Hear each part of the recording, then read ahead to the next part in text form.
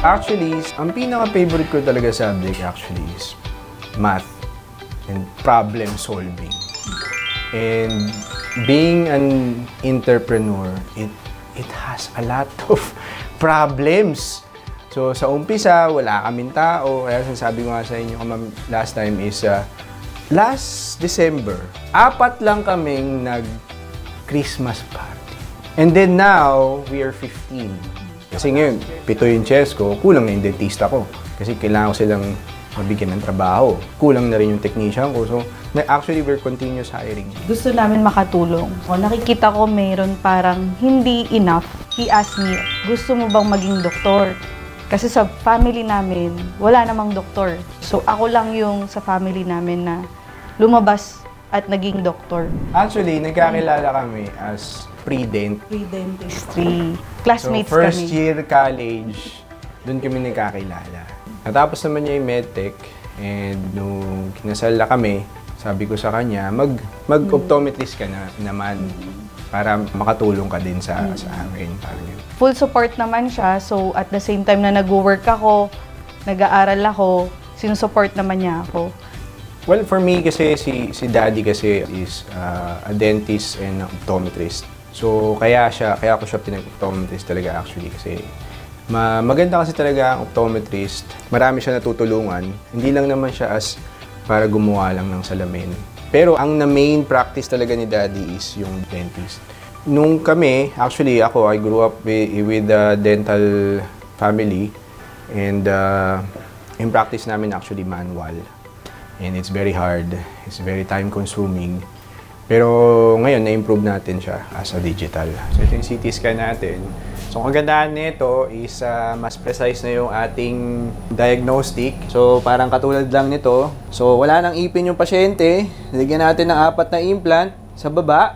4 na implant din sa taas. So ngayon, pwede na siyang mag-fix bridge. Hindi na siya magre-removable, hindi na siya magpupustiso. So mas maganda na yung magiging kain niya tsaka yung ngiti niya. Tapos, kapag na-CT scan natin, gagawin natin yung ipin.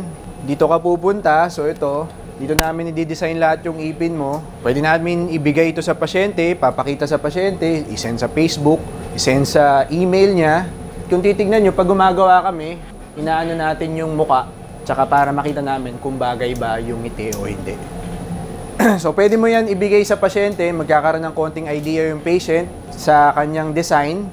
After nyan, i-3D print mo yung ipin, tapos, ikakabit sa bibig niya. Pagka nagustuhan niya, gagawin ng matigas na material, yung zirconia. Pero pagka hindi niya nagustuhan, pwedeng i-redesign uli, and then kabit uli sa bibig niya, at least may choice yung patient. Kesa, di katulad dati, kung ano ibigay ng dentista, yun na yun. Wala nang choice yung patient. So, kung ayaw mo, bahala ka sa buhay mo. So, ngayon, kung sakaling ayaw ng patient, hindi naman mamumulubi yung dentista kasi nga, iti-3D print lang natin eh. Tsaka ang kagandahan nung ginagawa namin, lahat nung ginagawa namin dito is kapag nasira, natanggal, nawala, pwede namin i-reprint and then kabit uli sa bibig mo. So, may mga patient kami, kunyari, yung isang patient namin last month ago, masuntok, basag yung zirconia. Yun na inaalala niya, Duk, wala na. Ang mahal yung ginastos ko. Tapos nabasag. Paano na? Wala, print lang natin uli. And then kabit uli sa bibig niya. So, ito ang ating napakagandang machine. So, pwede nating i-play. Maganda dito is pag natapos siya, kukuha siya ng isa and then mimil niya yung kabila. Ito, nagtatrabaho siya ngayon. Pwede natin tanggalin. And ito, pwede rin natin pagganahin si Pogi. Ito naman, wet milling. So, dry. Ito yung wet natin. So, it's the same concept pero kaya nito bakal eh. So, ito, pagka bakal yung gagawin natin, ito yung pang-mimil natin. Yung ating mga 3D printers, yung ito madami, ang piniprint nito ay dentures. So, pwedeng partial, pwedeng complete. Ang pinakamabilis na nagawa ko, at least kung dentures is at least 2 days. So, ito, yung ating surgical guide. Ang piniprint naman yan is para maging 5 minutes lang ang bawat isang implant. Instead of 1 hour na maraming cut, maraming dugo, maraming tahi, Ito, walang dugo, walang tahi, tas mabilis matapos, 5 minutes isang implant. So, pili ka na lang. So, 1 hour o 5 minutes.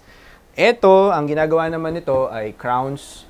So, yung crowns natin, pinakamabilis namin magawa is at least 5 hours, tapos na yung buong whole mouth. Yun, nakagawa na kami na maraming beses na. So, one-day dentistry yung tawag doon. So, ito, ang ginagawa naman ito gumagawa ng model. So, mahirap kasi talaga mag-dentistry, lalo na pag magsusukat, nakakasuka, and ipupore namin yon. So, ito, ma-eliminate na namin yung pouring. So, ito yung laser namin. So, ang gandaan nito is mas lesser yung dugo kung sakaling magsa-surgery tayo, mas lesser.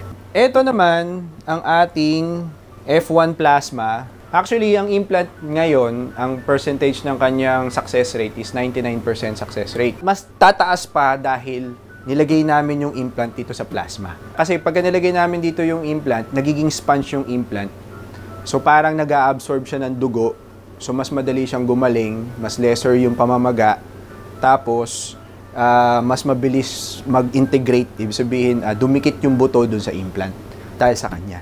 Pag wala, 99% success rate naman, pero meron ako, mas mataas pa. And ito ang ating oral scan. So, imbis na susukatan yung nakakasuka, ito yung pansukat. So, ini-scan namin yung bibig ng patient, imbis na yung nakakasuka na pansukat. So, ito yung gagawin natin. So, mas napabilis namin lahat yung trabaho. This inspires me actually. Ang na-inspire kami kapag natapos mo, nagawa mo, and nagpasalamat na sa'yo. Yun lang naman ang gusto namin as a doctor. Sa practice ko, as you can see, marami ng commercial practice around the Philippines. What I wanted na hindi lang kami makilala as an optometrist lang. Marami kaming field or we have a lot to offer sa tao. Yun nga lang, nakikita lang ng mga tao sa amin is that we just only provide glasses. We could offer much more like vision therapy, prosthetic contact lens, prosthetic eye, na maaaring makatulong doon sa pasyente. Kasi usually kapag malabo yung mata, and akala nila, yun na yun, that's it. Hindi enough na nakikita mo 20/20 vision. Minsan nakikita mo siya na 20/20, pero ang hirap na maintindihan ng bata kung ano yung nakita niya. This is our Visionix. In less than 5 minutes, natitake na yung agad yung result. Natetest niya yung refraction, yung pachymetry, and then yung IOP, and then yung retina. Marami siyang test na ginagawa. So, natitake niya yung front, middle, and back surface ng mata. Overall anatomy ng buong mata. So, nai-evaluate natin kung ano bang section ng mata ang may problema. Ayan. So, tingnan muna natin siya. Kita mo yung difference? During the day, medyo malinaw or medyo precise ng onte. Pero during the night, tingnan mo, mas blurry yung edges. Okay? Pag nilagyan natin ng correction, kita mo mas precise na yung edges niya. Tapos yung dot, yun na, spot of light. Pero pag walang correction, tingnan mo. So, pag may nagpa-flash ng light sa'yo during the night, ganyan yung itsura na nakikita mo. Oh, yun. Ayan. So, this one, usually, responsible sila sa keenness of vision or yung sharpest ng vision. So, ito yung minomonitor if may mga patient na may mga glaucoma. Yan. Retinal detachment, macular degeneration. Yan. Tapos, ito naman yung cornea. Yun. And then, ito yung anterior segment. So, ito yung lens mo nandyan.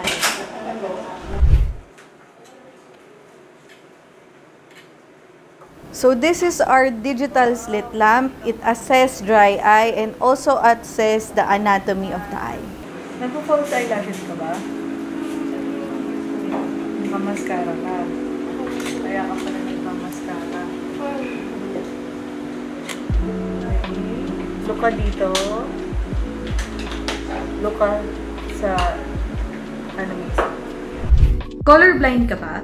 So, meron tayong patient today, isa siyang teacher. Hindi siya makapasa sa abroad dahil nag-fail siya sa Ishihara test. So, tinest namin siya gamit ang digital slit lamp, Visionics, at ang AI-assisted Fundus Photo.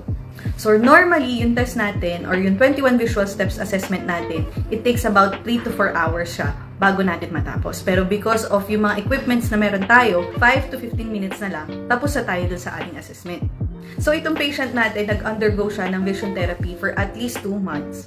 And then, nung una kaming nagkita, 1/24 yung kanyang score. Pero today, 24/24 na yung kanyang score. Nag-text siya na nakapasa na siya sa kanyang medical and visual assessment. Ngayon, isa na siyang ganap na teacher sa ibang bansa. So, this is the Spectron. So, this is what I usually use for patient with color deficiency and learning-related problems. So, my advice to continue to study, continue to learn more, to be able to provide more dun sa patient. Sino ba ang tutulong sa pasyente kung hindi kami din? Kung hindi naman kami mag-i-introduce ng bagong gamit sa kanila, how would they know? Don't waste your time. Because I wasted so much on my younger years. Keep studying, keep learning, keep talking. Sa umpisa, kailangan mo itaas yung skill level ng how you communicate. Very important.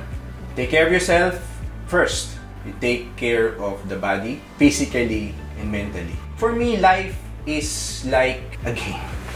In a game, merong strength, may intelligence, and may wealth.